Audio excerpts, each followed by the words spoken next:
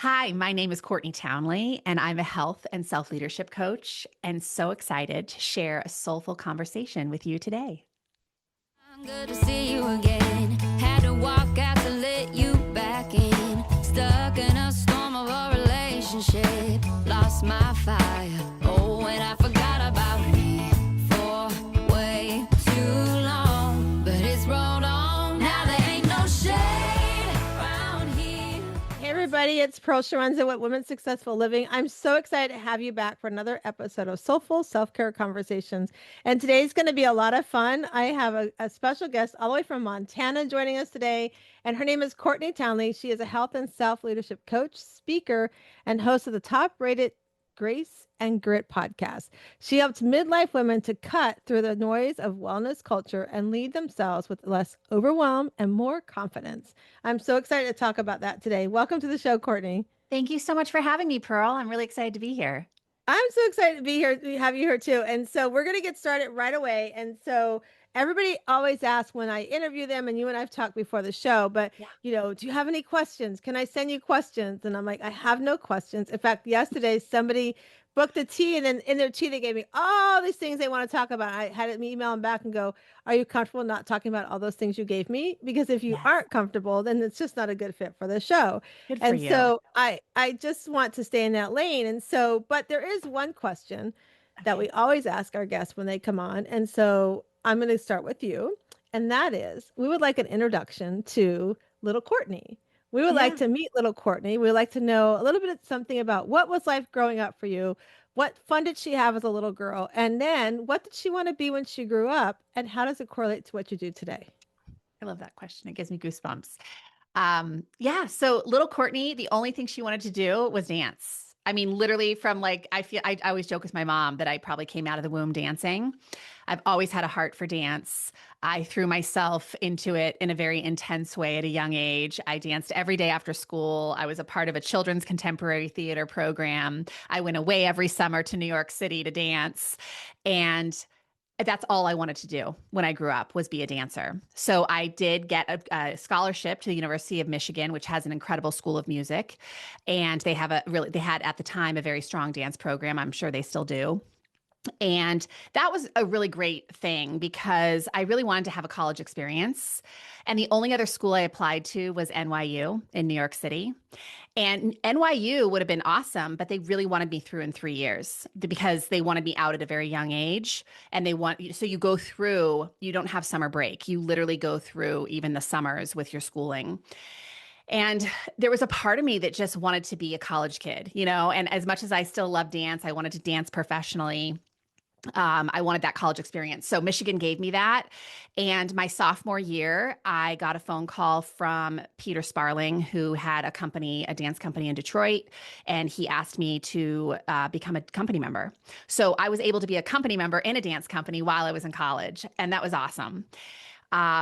But then, you graduate and you have to get really honest and radically honest with yourself about how you're going to make a living because dance at the time, and probably still, is not super lucrative. I had bills to pay. And so someone suggested to me that I go to a Pilates school, get a skill set to teach other people how to move their bodies. And maybe I could do that on the side as I continued to pursue my dance career. So I'm telling you that because that really opened up a whole new world to me. I had no idea I could teach movement as a career, and I just loved it so much. And the company that I ended up studying through was called Stop Pilates. It was in Toronto, Canada. I went through a year-long program, and about halfway through my program, the director of the school, Moira Stott, asked me to become an instructor trainer for them, which meant they were going to send me all over the world to certify trainers. I was like 23 years old. This was like the best gig in the world. And what that did is it started to really open up the possibility of the career that I could make in the wellness industry. And so I started going to all these conferences and seeing all these amazing things that people were doing. It also made me realize how little I knew. The only thing I knew was how to teach people how to be better movers. And the reality was people weren't really coming to me to become better movers. They were coming to me because they wanted to feel better about their lives. And so I was very ill-equipped to help them on that front. And I went on to get a lot of more education in the wellness industry with behavior change science and nutrition and mindset and all the things. I fell into fat loss for about a decade, which was really interesting because it combined nutrition and movement and mindset principles. But it also really frustrated me because I helped a lot of people around the world lose a lot of weight. But I saw a very curious pattern start to emerge. And it is worth telling you that the large swath of my clientele at that point was midlife women. And the curious pattern that I saw was these women were putting a ton of time and effort, like 12 to 18 months into reshaping their physiology. And once they arrived at their goal, they would often start to slide back to where they started. And I just was fascinated by that. Like, what the heck are we not getting here? Why is this happening? And what eventually became clear to me is that anyone can follow a list of rules and regulations, right? Anyone can check the box of instructions.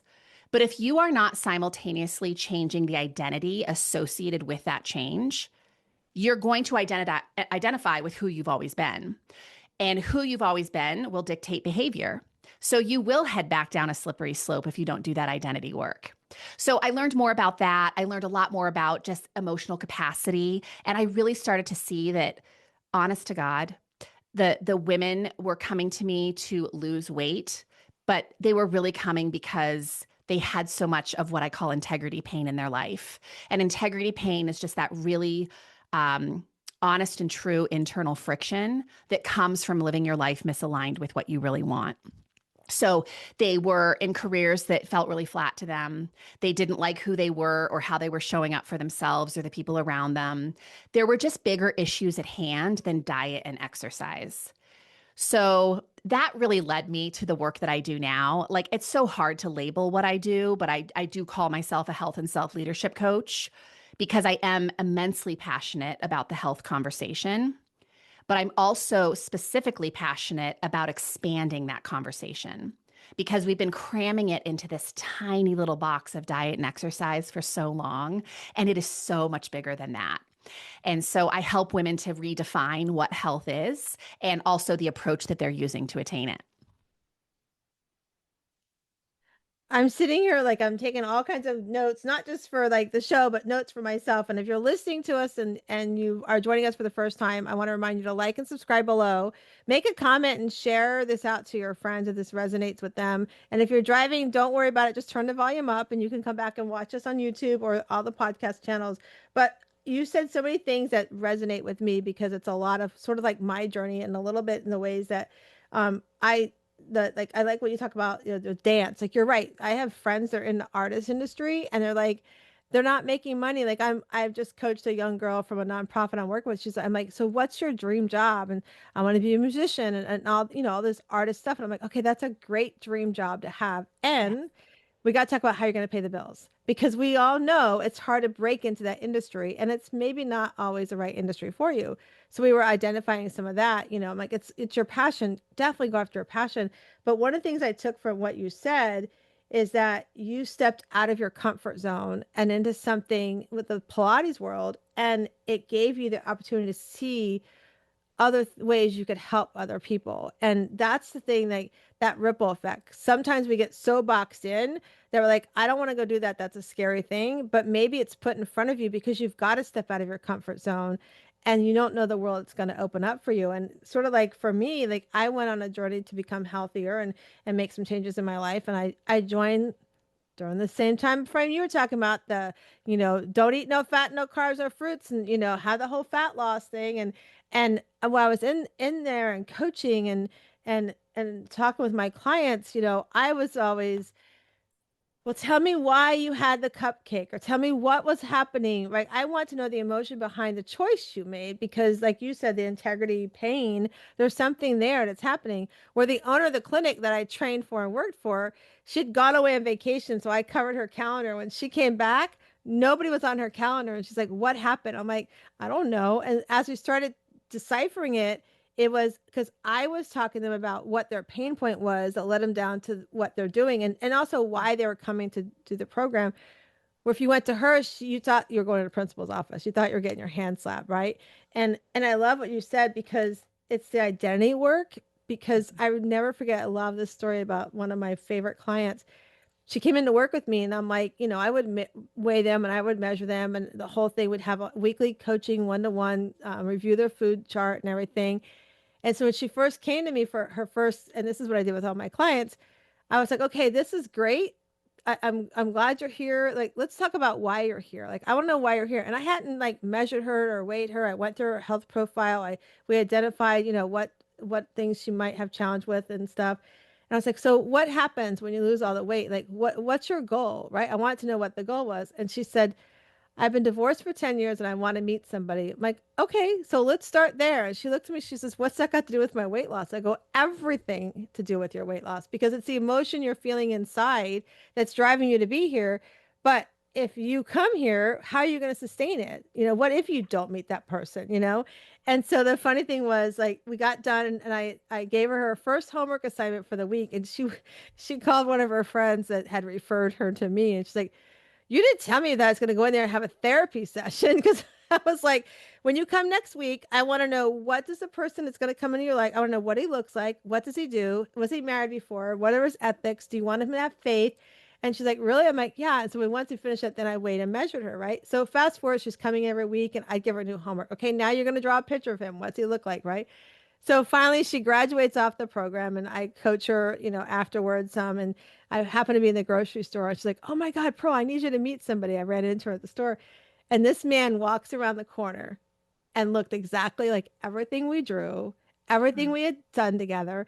And she introduces him to me, and I'm like, "I met you before." And he's like, "What?" And I'm like, ask her to tell the story about what led her to you. And he's like, really? And so later she called me. He's like, he thought the story was so funny how I was going to a weight loss coach, but I was Yeah. really looking for, I'm like, well, it wasn't that you were coming. Yes, the great result was you lost weight and you've maintained it and you're doing the things you're supposed to do to maintain it, but you became happy. So therefore you were happy in your skin. So you didn't go back to some of these old habits you were doing that you were trying to, fill the gap, fill the void, with. And so I love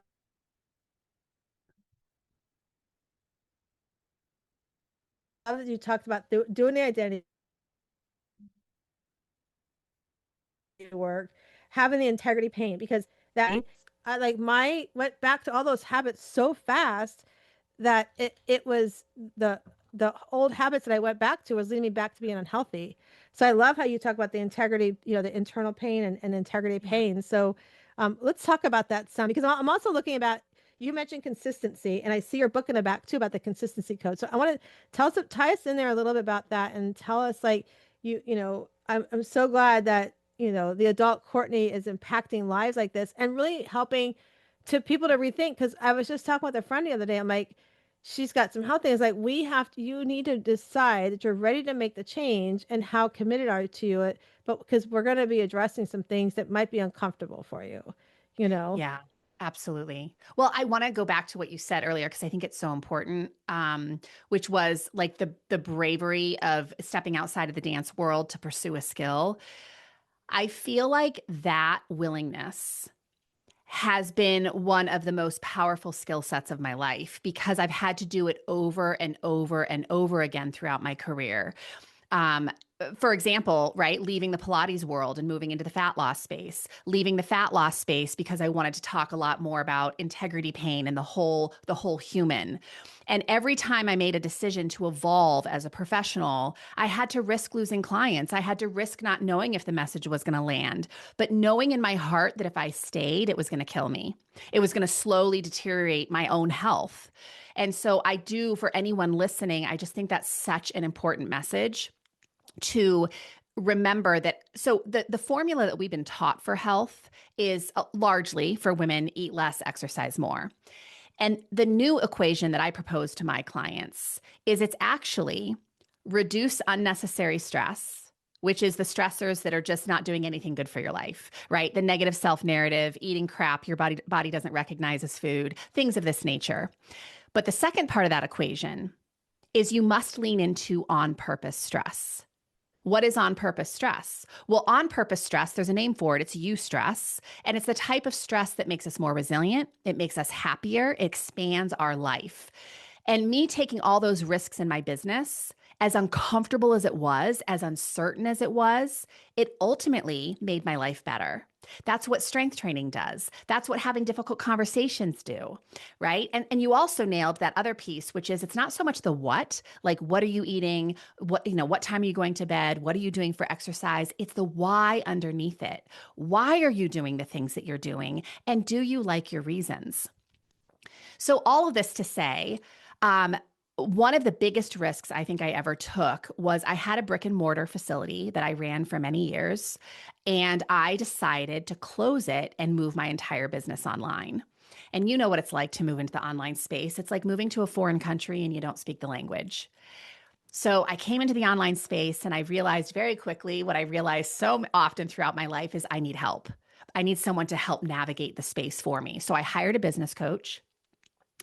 And she was having a hard time understanding what like the work that I was teaching, because she was so used to talking about diet and exercise. That's what she understood. So she said to me one day, Courtney, I want you to go away for the weekend, and I really want you to chew on this question. If you could only teach a midlife woman 4 things about health and well-being, what would those 4 things be? And so I did. I went away for the weekend and I really chewed on that question. And I started to connect these these threads that I kept, these threads of conversations that I was continuously having with my clients. And I wrote those down into 4 buckets of practices. And that became the consistency code. So the consistency code became a course that I taught for a decade about self-leadership in the health arena. And of course, after 10 years, it's like, okay, this should be a book because I keep teaching it. And honestly, it'd be easier for people to read it. So yeah, the book just came out in November. And the 4 buckets of practice are really simple.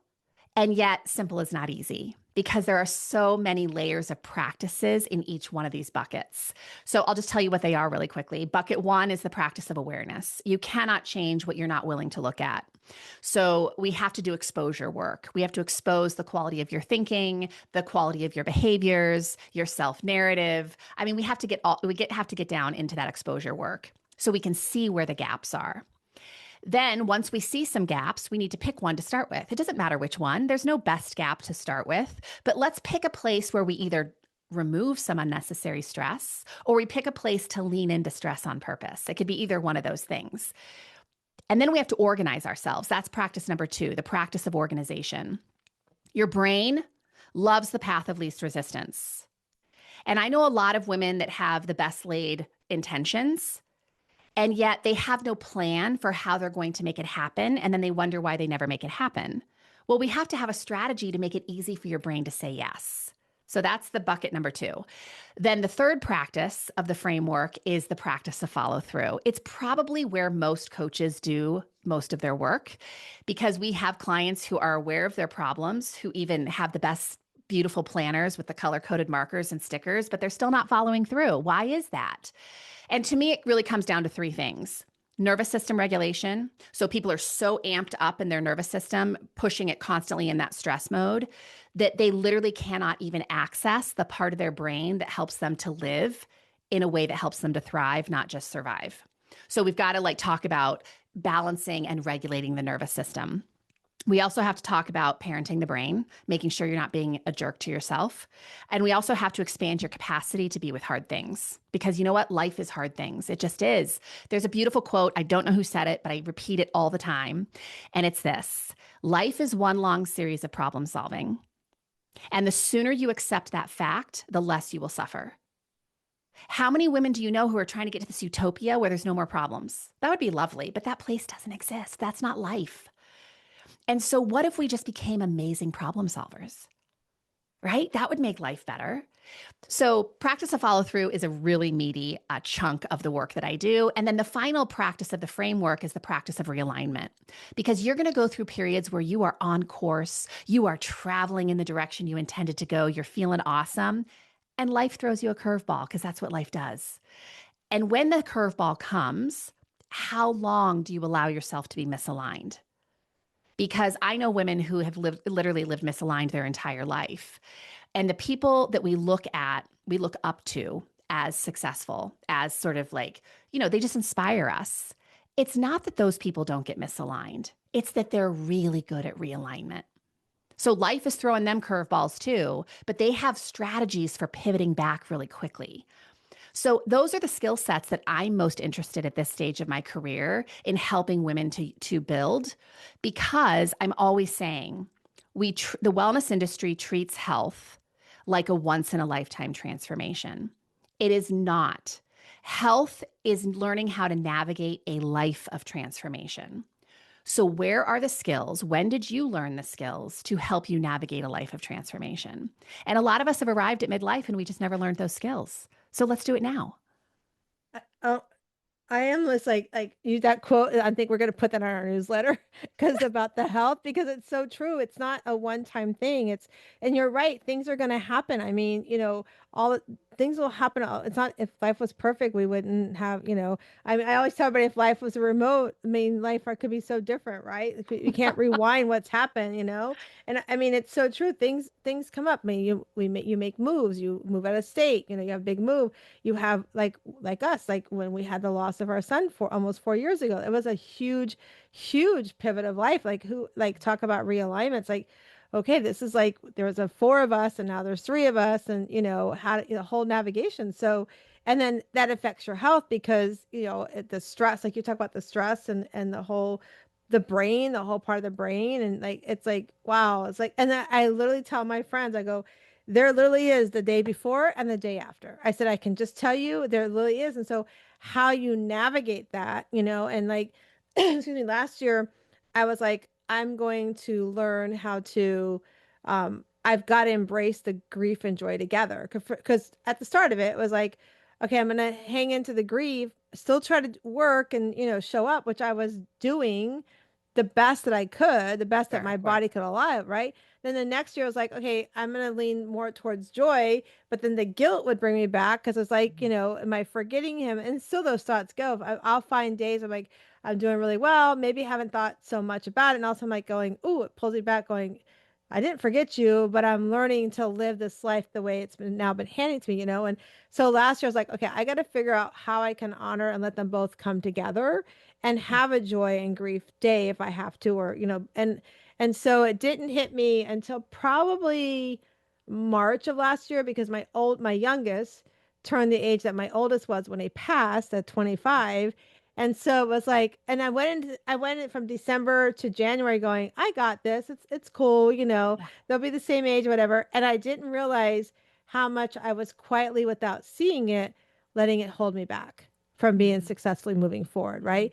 So about March time, I'm like, okay, you got to figure this out and you got to honor the fact that you're going to have those days that, you want to wallow in your grief, but allow yourself. I started setting boundaries around it. Okay, I'm going to allow myself when the grief comes up, I'm going to give myself 20 minutes to sit in it and, hang out with it, honor it. And then I'm going to be like 20 minutes. Like it was just like a number that came in my head, 20. Well, I don't know why.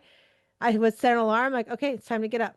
Come on, you got to move, because I have met people that no matter what, whether it's grief or something happens in their life, they sit in that and it holds them back. And I'm like, I can't sit and let what life go by and not be involved in it. That's first of all, it's not who I am. It's just not my personality, and it's never been my personality. Yeah. But I have to, like you said, like have that realignment piece of it. Like, how do I realign myself? Excuse me. And I also like, I love the 4 steps, especially the awareness piece, Mhm.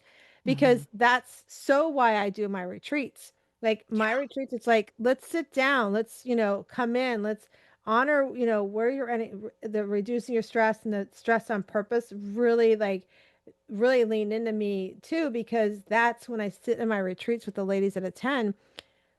They walk in the room with all the stress on them and they show up and we do this really cool exercise. And I'm not going to say what it is because it'll give secrets away to the retreat, but Yeah. it involves people outside of the retreat that are close to them and Oh, they become involved. And so it's a moment that they can be like, oh, let me take that armor off because they don't want me to wear that title. oh, They don't wow. want me to show up as the mom all the time, right? They want me to be who I'm supposed to be. And so I think, generationally we get told, especially from women, You have to be the nurturer, but you don't have to be the nurturer. You can be nurtured, and you can Yes. allow yourself to say, I'm going to walk away from nurturing anybody and just concentrate on me. And so that's when we get done with the retreats. It's so fun because my retreats are so transformational. We have people close up their businesses and start something new. Like we talk about like leaving a plot. It all leads to something. And people go, but why? And I'm like, we don't know the plan, but if you lean into the plan, if you lean into what's there and it feels right, just go for it. What's the worst that can happen? It didn't work out. That's the worst that can happen. But you can say, I tried it. Yeah. I stepped into it. I loved a little, like, what did you like about it when you leaned into it? You can take things away from it. What did you learn from it? You know? And so I think I love what you said about, and then the organized self. I mean, I'm always working on that one. I think we all are. Yeah. I feel like, oh, but what was interesting is what you also said with that is if we don't organize ourselves, then the follow through can't happen because 100%. it's funny because people start at the beginning of the year this is what I love. I hate vision boards in January. Yeah. I do them in October because Mhm. for whatever reason, we get in this mindset, oh, it's January, I have to start it. Well, what if you put it together in October and during the quiet downtime of December, November, you've got some time to start working on it and you implement little pieces when it's not so busy in your world, Yeah. and it can make a big, big difference. And that goes into the realignment. So I love Yeah. the code and the consistency part of that. Well, and the other thing about all of it, and especially like the organization piece and even the awareness piece, is that at midlife, we are quite literally losing resources on a physical level. So when estrogen and progesterone leave the party, we are less able to temper cortisol. So our tolerance for stress starts to diminish. That is a beautiful thing. We get really mad at it. We tell ourselves our body is failing us, that why can't I just get back to where I was? But I think this is really the exceptional invitation of midlife, that because our tolerance for stress goes down, we are less willing to tolerate things that no longer serve us. And if you are willing to listen to that messaging and honor that messaging, your life will continue to be happy and healthy. But if you continue to live your life like you did in your 20s and 30s and you force your way through everything, you will break. Like that is the invitation. Do you want to bend or do you want to break? Because Yeah. those are the options. Yeah. And I think it's just like your retreats are so beautiful because you're normalizing so much hardship that we face because culture has set this standard that women are supposed to be all things for all people at all times, and heaven forbid we should take time out for ourselves. And so when you can create a community of women that are actually really hungry to start focusing inward on themselves and start making other people maybe a little bit uncomfortable with their choices, because people will be. It's not because you're hurting them. It's because the human brain likes consistency. It likes certainty. And when you're Right. changing, that freaks other people out because they're not really sure what they're going to get on the other side. Yeah. So I do think that happiness and health at midlife requires a willingness to let other people rumble with their emotions about your choices. Oh, I love that. Let them rumble about your choices. That so resonates me because part of my journey, and I'm going to be expanding on it over the next couple weeks. Part of my journey is setting very strict boundaries, including I talk about how my boundaries are so strong around my parents. I've divorced my parents Yeah. because of their behaviors, their narcissist and gaslighting things they've done, but because also they can't accept that what I've decided to do for my life, what I want to do, and people will say, like you said, when you start business, well, why are you doing that? It's like this, why don't you ask me what about that do I look forward to doing instead of going like questioning why you're making the choices you're making. And I've had people say, why are you doing that to your parents or to that person? I'm like, when it comes to my parents, I love to put it back and say, if my husband of 40 some years has been treating me like that my whole marriage, would you have wanted me to stay? And the answer is always no. And God bless my mom. She didn't know better. She leaned into her Catholic faith. She stayed with my dad. She finally woke up and divorced after 43 years of marriage. However, her behavior too, when I look now, I'm like, now I know why they were like oil and water together because, Yeah. their behaviors and what they wanted in life were so different. But, we have to I love what you said about it. Once we hit that point in our life, it's like, I don't care anymore. Like, I'm on the other side of 25 and now I may, 50 or whatever it is. And, it's time for me. It's time. That's why I love coaching women, especially moms that are starting out, saying, don't fall into the trap of your title as mom and wife. Do not fall into that trap, because you are more than that armor title you're putting on. And if you don't put on, Courtney's armor first, you are not going to parent and be a wife that you want to be. You're going It's to be, so true. you're going to do what everybody else wants you to do. And that's why I love to, like, because I tried for 10 years to have a family. And when I Yeah. finally we adopted Matthew and then had Nate, I literally like took Pearl off the shelf, or took Pearl and put her on a shelf for 10 years. And I Yeah. regretted it because I had so many things I missed out on in my life. I can't change it. Like I said, I can't rewind it, but I learned so many lessons that now I'm like, I'm going to go tell other women, don't do that. Like, don't Yeah. do that. You know, I think the other piece of that too is that with as women, we tend to be people pleasers, right? We really like to make other people happy. And the thing that I love to remind people of is when you work so hard at people pleasing, you're actually not showing people who you truly are, because we're molding ourselves into something we think they'll like. And right. ultimately, what that requires is self abandonment. So we Yes. do that long enough, we arrive at the gate of midlife and we're like, I don't know who this girl is.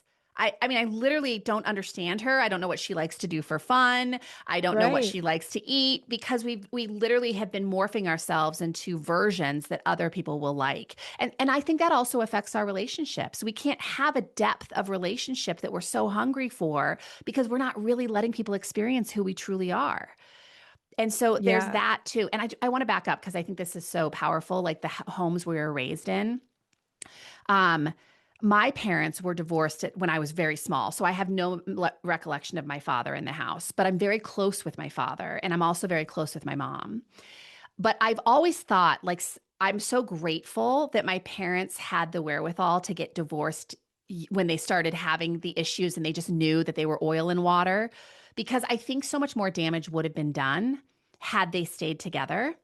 But the other part of it is, even though I'm close to my parents, I remember when I was in my mid 30s having this internal dialogue with myself that I need to divorce my parents, because every decision that I was making was still through their lens. Like, are they going to be accepting of this? Are they going to support this? Are they going to like this? And I was just like, why does it matter? I'm a grown ass woman, and it's time for me to start leading my life that way. And I think what I recognized too was that my mom, she's such an amazing human, and she does what a lot of parents do, and I probably do this to my own kid. We love them so hard, and we are so afraid of them being hurt or being disappointed or anything at all. And so we get scared when they take risks because we don't know how it's going to turn out on the other side. And so I try really hard with my own kid to let him fail and let him make mistakes and let him lead in that way, because I struggled with it so hard for the first 35 years of my life, of that everything I did had to be approved by my parents. That's a great point. It reminds me of a conversation I had with my mom one time. We were, I don't know what was happening, but she said something, and I said something that to her she didn't like. She was like, "You can't talk to me that way," and she was being disrespectful to me. And I kind of was Yeah. like, telling her, "You can't talk to me that way," or something. And she's like, "I'm your mother." I'm like, "Mom, yes, you're my mother. I'm going to honor you that, but I'm 50 some years old. I'm a woman who deserves respect. And if you Yeah. can't give me that respect, like any friend I would tell or any other women I would met, you're not allowed to speak to me that way. You're not allowed to treat me that way." So and that little girl is like, is like going, "You're talking back to your mom," but I mean, I think the good thing for me, and you're right, for women, my people pleasing started really, really early, like third grade, because Oh, yeah. my mom had gallbladder surgery and I had to stay home from school. So I was always, and it's all they knew. So I can't blame them. That's all they knew as a parent. And so, I had the oldest child syndrome. You're the oldest, you're the oldest, like, and right now, like at a nonprofit I work with, I often sometimes will hear somebody say, "Well, you're the oldest." I'm like, don't put that, don't put that on them. That's not, No. no, let them be the kid they want to be. And so, when at 17 years old, when I graduated high school, I moved out because I was already paying, I was gonna, my parents said, you're going to pay rent. I was already paying my car payment, my insurance. I literally was working. I'd come from high school and I'd go straight to work till 11 o'clock at night. So I was doing everything to be out of the house because I did not want to be in that environment. Yeah. And so at 17, I moved out. So I was like, I'm moving out because my dad's like, oh, you're going to pay rent and oh, you have a curfew. I'm like, I'm going to pay rent and have a curfew. I'm going to go get my own apartment and make Yeah. my own little rules. And that's what I did.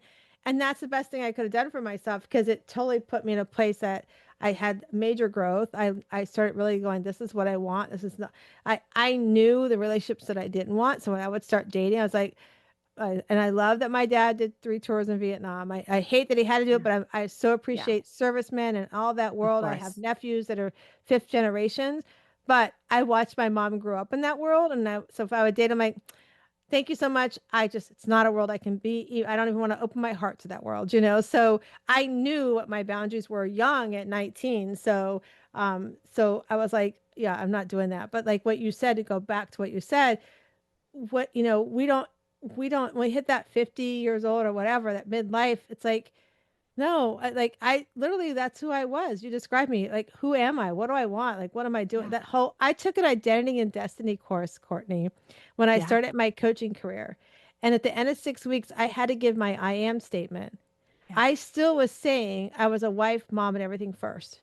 Yeah. I walked out of that course. A friend said, where have you been for 6 weeks? I'm like, I don't know, but I'm going to go figure it out. And that's when I went on the journey to say, I'm done people pleasing. I'm done. I hate it. Somebody asked me last night, a young girl asked me, Pearl, I see you always wearing pearls. Is that because of your name? I go, funny thing is, no, I didn't start wearing pearls until 10 years ago because I hated my name growing up.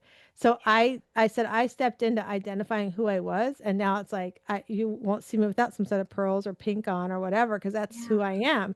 And so it's so important for women that are listening to us and watching us to understand, don't wait to your midlife. Like, ask yourself, who are you? What do you want in life? And if you're not sure, like, reach out to Courtney or I and let us guide you, because it's never too late to start. Even if you're 60 years old, 65, whatever, it's never too late. You don't know when your dash is going to end. So why not start doing things you like?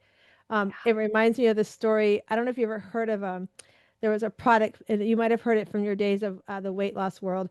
It was called ice chips. Had you heard of? Do you remember ice No, I chips don't by remember chance? ice chips. Oh, it's a cute story. So these little ladies, they were retiring and they're like, we do not want to sit in the front porch swing crocheting. Let's figure something out. And they hadn't been on a health journey and they wanted something, some sort of candy that was good and safe to eat that Yeah. didn't have a lot of sugar. So Okay. they decided to take and they melted stevia, I think it was. I don't know exactly what was in it, but if you look up, it's called ice chips. And I think they were on Shark Tank at one point. I can't remember. But they took it and they melted it down, and so they had this square like little thing. They're like, well, what do we do with it now? Because you can't eat it. It looked like a big chunk of ice, right? You can't Right. eat a chunk of ice. They literally took a hammer and went pow, and it broke to pieces. Like, oh, ice chips, and they tasted it. And it was flavorful, so they added flavors, and they Yeah. started selling them. And it's really really good. I don't see it too much anymore, but it was so good, and it reminded you us talking about that reminds me like they were in their 60s. And they're Yeah. like, let's go do something that's not the norm of crocheting our life away, you know? So it's never too late to get started. It's never too late. My mom this year, so I'll be 50 next year. So I'm in my 49th year. And last week was my birthday, and my mom gave me this card. And she's 78 now, my mom. And in the card, she just wrote, I look at you and there's a part of me that's so envious of the way you've lived your life. And every step of the way, she wanted to hold me back, right? She didn't want me to Mm, travel through Europe on my own. She didn't want me to go to school in New York. She didn't want me to, and not because she didn't want that for me, but because she was so scared. And I think right. for her to see what I developed into because of all those experiences and how grounded and satisfied I am with my life, she's just like she's in a position now where she can be like, "Oh, I see." Yeah, good And for her that's to that. That's so sweet yeah. that she said that to you too, because oftentimes we don't say those things that, our kids need to hear and we need to hear and we Yeah. want to feel. So I love that she did that for you. That's so Me sweet. too. It meant a That's lot for awesome. sure. Well, this has been so much fun, and I want everybody to know how to reach you. So share out to everybody, and we're going to put in the show notes and everything. What's the best way they can reach you? And if you have anything you want to promote or offer up, go for it. Yeah, I mean, the best place to reach me is my website, graceandgrit.com. And I would just say if people really are hungry for more, the best place is to get the book, The Consistency Code, because I think everything that we've talked about and so much more is baked into that book. Um, and the feedback's been really great. So I just think it's for women who are just really tired of hearing the same stuff all the time around health, and you really are hungry for a different path, this might be a really great book for you to read. I love it. And so go grab it. We'll put everything on the show notes so you guys can reach out to Courtney as well. And so before we let Courtney go, we did let her know before the show that we're going to do our Better Questions, Better Life. And if you're new to the show, these are fun cards that my two really good friends, Diane Allen and Carol Gill, they're best friends. They created, I think it's 77 cards all told in a box. So I get no affiliate, no kickback, but go to betterquestionsbetterlife.com and get them. There's 77 different cards that have different questions to ask yourself. You can meditate on them, you can journal on them. My son actually took a deck with him to heaven. So, because he loved the cards. So, that's how much I love these cards. So, I'm going to shuffle them and you're going to tell me when to stop and then we'll read the card together. Okay, Ready? Here we go. Tell me when to stop. stop. Well, it's not the same card we thought it might Oh, be. It wasn't. All right. This one says, how will I connect my heart's desire today? yeah. How will I connect my heart's desire today? Yeah. I think for me, it's always about like putting my hand on my heart to remind myself what's truly important to me because the world is constantly pulling me away, right? Telling me that this is important and this is important and this is important. And for me to just return to my hand on heart and just say, no, this is important. That's it's just it's pollinating my day with just those moments of checking in with Courtney. I love that pollinating your day with a check-in. I think that's Yeah. I think that's so cool. For me, my connecting my heart's desire. So interesting. We were talking about my parents today. My mom is having some health issues, and I've always told my brother when it comes time for anything you need, I will show up for mom, but more for you. So you tell me what you need. And she's had some health issues. So I'm actually leaving Wednesday next week to go out and help my brother get her into an assisted living place, get her into pack up her house and all of that stuff. And I'm going to have the conversation with her because I don't want her to leave this world to think that I don't love her because Sure. I do love her. And I do Yeah. love I love both my parents. However, she needs to understand that the behaviors and the treatment was not acceptable. And that's not for me to forgive her. She has to forgive herself. So I'm doing that. So that's how, and in doing so, I'm keeping my boundaries together. So that's where my heart desire is. Like my desire is to make sure she knows I still love her. And for my boundaries to be like, this is how I'm going to protect the little girl Pearl and the adult Pearl being like, these are the boundaries you set up around that relationship. So I'm Yeah. still going to show up the way I want to show up. So yeah, so it's so important. So I love yeah, that so much. And I love the name of those cards, right? Better questions, better life, because it's just so true. Like when we yeah, ask ourselves better questions, it leads us to better choices and a better understanding 100%. of ourselves for sure. Yeah. These cards are so much fun because we use them for icebreakers. I use them for many different things. I bring them to the retreat, but Yeah. they're really fun because we give everybody a different card. And when they look Yeah. at the card, it's like that card at that moment was perfect for them.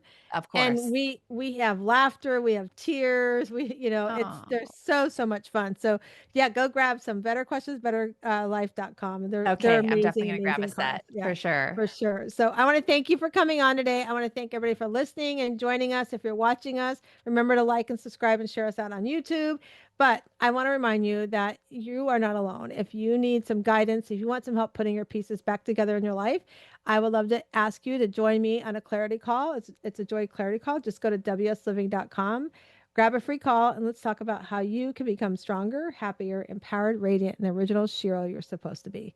Thanks so much for joining us. Oh my gosh, that was so much fun. There are so many little quotes and things that Courtney said today that we could talk about in different areas, but I really want you to think about what she said with the four consistency areas, like the awareness, the organization of self, your follow through, and your realignment. Ask yourself, where are you at in those areas and where do you need help? Because you're not alone, and sometimes asking for help is the best thing you can do to get you started on that pivot, on that ripple effect, on that stepping out of the fear, coming out of the box and doing something different. And coaching world is no different. We, as a coach, I love helping women find the pieces that are sort of like that puzzle all over, but you need help putting it back together. And so if you want some more help with that, if you want to learn more about what that looks like, definitely go to wsliving.com. That's wsliving.com and join us with a clarity call. Let's hop on a call and talk about what brings you joy, what pieces are you feel like need put back together, and let's create a roadmap for you. I'd love to help you. So go have an amazing day, and thank you for being the amazing Shira you are. Have a great day.